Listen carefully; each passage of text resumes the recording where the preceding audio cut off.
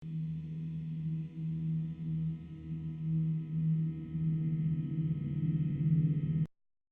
is up, you absolute beautiful people? We are back again, and this time for a DIY. We're actually going to be changing out the tension strut, or you guys will call it the control arm in the front. So it's like the rear side of the front of the driver's side, and also for the passenger side. We're going to be changing those out. I probably will not show the passenger side because the driver's side is literally the same as the passenger side. They're pretty much the same thing. Torquing and everything is the same. But before we get into that, I just want to make sure that you guys understand that these cars have to be jacked up, and you need to be safe as well in terms of wearing gloves. I'm wearing a dread sock because I have long hair. If you have long hair, or if you have hair, I would cover it too, because you don't want anything falling in your hair, you don't want anything absorbing in your skin. I'm wearing coveralls as well. I have a carpet down just to make sure that I'm good.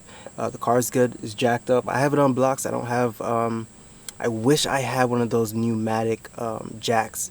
The ones that, like, I think they call it the quick jack. If I had one of those, oh, that would be perfect. That would be absolutely perfect. But I took the time, blocked everything up, making sure everything is leveled, and I'll be safe underneath this car since I'm the only one around right now. So, yeah. Alright guys, so the first thing you guys want to do is take off the splash shield, which I already took off for convenience sake. And then also you want to take this shield off here, and possibly this up here. Possibly that screw right up there. So there's one here and two underneath the bottom. I'll show you that afterwards. So you just need to take it off. Loosen the wire already. Here should be pretty loose. Taking it off. See right there, and then you can, the bolt itself is actually exposed right underneath there. No. Alright guys, so what you're gonna do, I already took mine out. You have one here, and then you have two, or no, actually 3 to 4 on the other side, or underneath I should say. There's one that is right underneath here.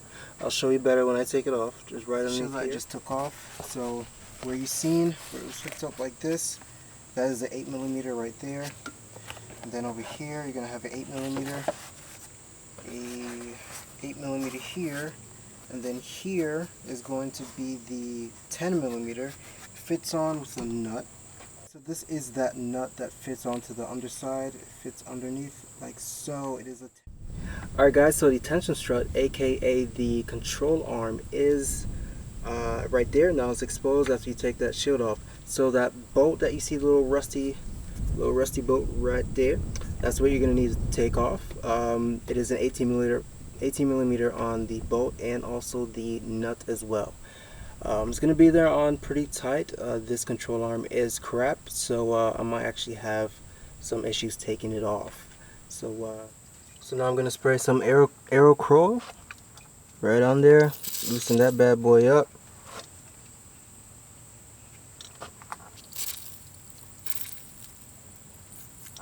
See if I can reach on the other side and spray the nut itself.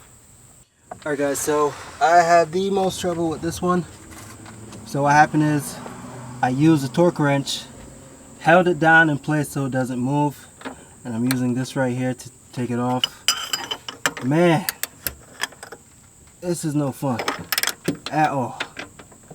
I don't know if yours is as bad as mine, but man, if I tell you this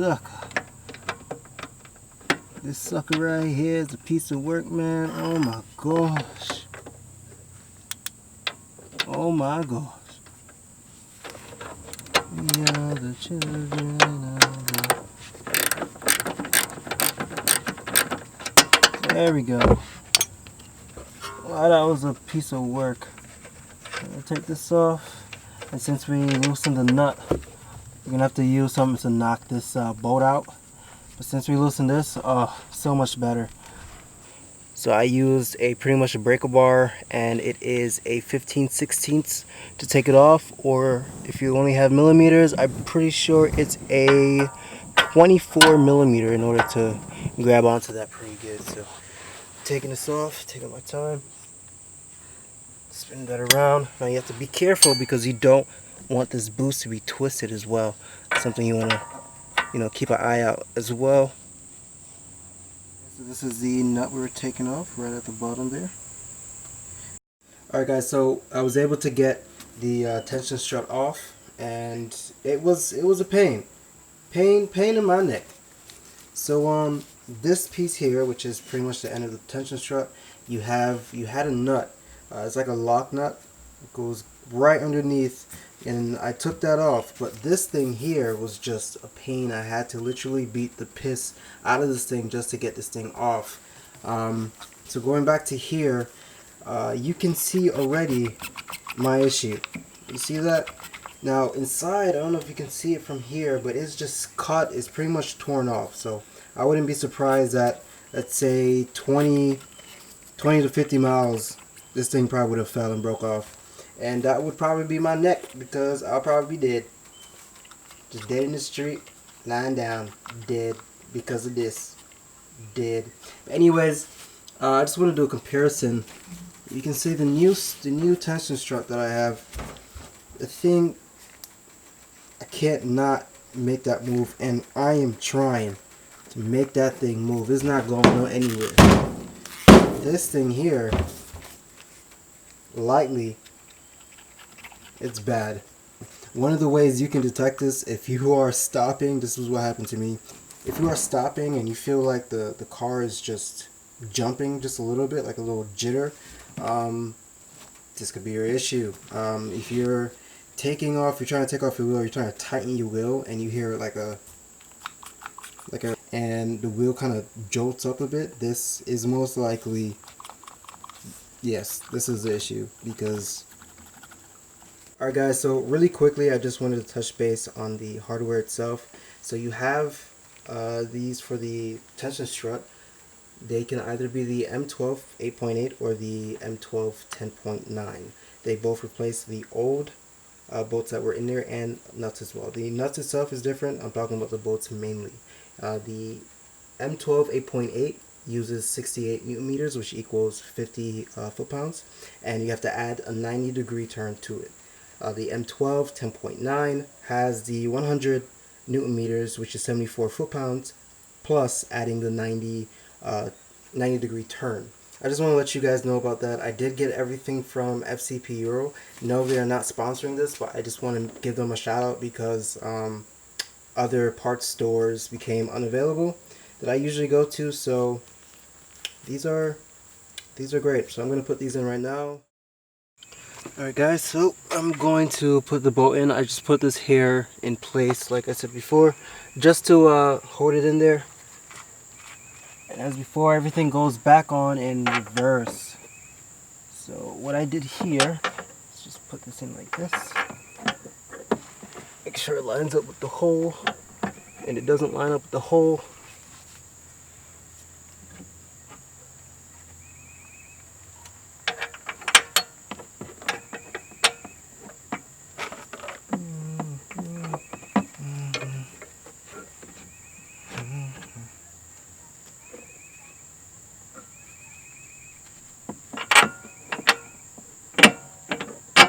There we go.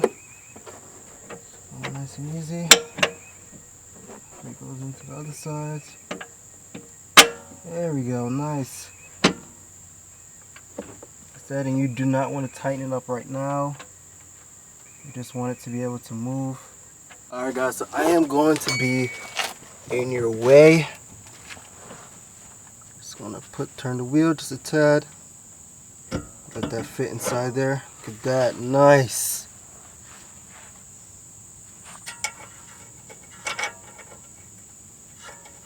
Come on, baby love. Get up, go.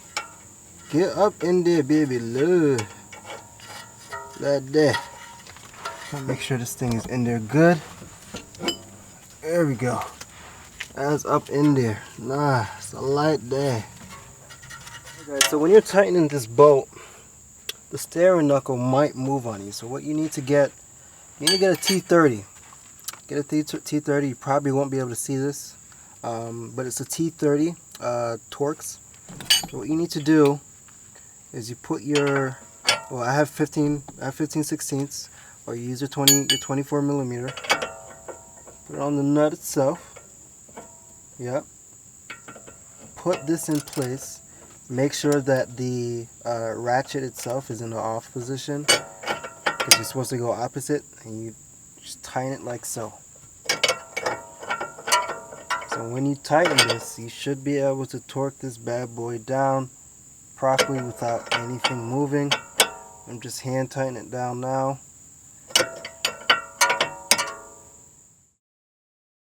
Alright guys, so I'm tightening up the tension strut right now where the bushing is. Just making it hand tight right now. And then for the steering knuckle, you need to tighten it fully before you do this. Now I'm gonna add a torque. I'm using 50 foot-pounds right now. Alright, you beautiful people, so that's pretty much it. That's pretty much how you do it. Like I said, for the actual, like, the bushing part, you do actually supposed to put it on the ground and make the car have some load while the tires are on the ground, or just under load. That's kind of impossible for me, so you can do it that way, or if you want to do it my way, I'm pretty sure I'll be 1000% fine. So I have everything torqued up, everything's fine. That's just pretty much how you want to do it. So yeah, so I just want to say thank you for watching. You know, subscribe, like this. If you see any issues besides that one thing I just mentioned, let me know. Call me out on it, actually. That would be nice. Real nice and fun. It would be. So next video is going to be me taking off the drive shaft. That shouldn't be too bad, hopefully, because mine is actually pretty trash. It's actually pretty trash. If you hear this clanking, you know, I'll talk about it later.